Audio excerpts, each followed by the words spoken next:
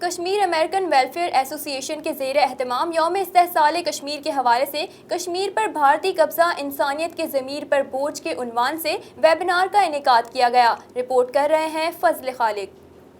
امریکہ میں متعین پاکستانی سفیر ڈاکٹر اسد مجید خان کی 5 اگست کے دن کو ہندوستان کے ماتھے اور دامن پر سیاہ ترین داغ کی حیثیت کا حامل قرار دیتے ہوئے ویبینار کی برمار کر دی۔ انہوں نے ویبینار میں خصوصی خطاب کرتے ہوئے کہا، بھارت کے 5 اگست سے منسلک اقدامات کشمیریوں کو ان کے بنیادی حقوق سے محروم کرنے کی کوشش ہے۔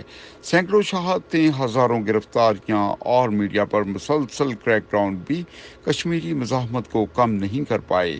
اس موقع پر دیگر شرکاء نے بھی خطاب کرتے ہوئے کہا کہ 5 اگست کے بھارتی اقدامات بنیادی طور پر بین الاقوامی قوانین اور اقوام متحدہ سیکیورٹی کونسل کی قراردادوں کی کھلم کھلا خلاف ورزی ہے۔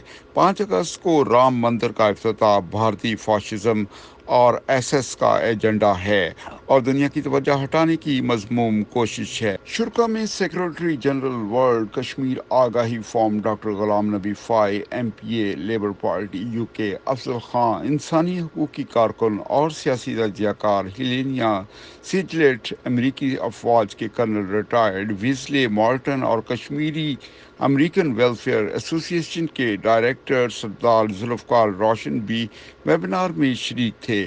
ڈاکٹر اسد مجید خان نے مزید کہا کہ بھارت کشمیریوں کو ان کے علاقہ میں اکثریت سے اقلیت میں تبدیل کرنا چاہتا ہے۔ ڈاکٹر اسد مجید خان نے مزید کہا کہ بھارت نے انتہا پسندی اور ہندو آئیڈیالوجی کا جو راستہ اختیار کیا ہے وہ خود بھارت کے لیے خطرناک ہے۔ اس سلسلے میں بسنے والے اقلیتوں کو شکار بنایا جا رہا ہے۔ Fazal Khaliq, voice of south Asia, میریلینڈ۔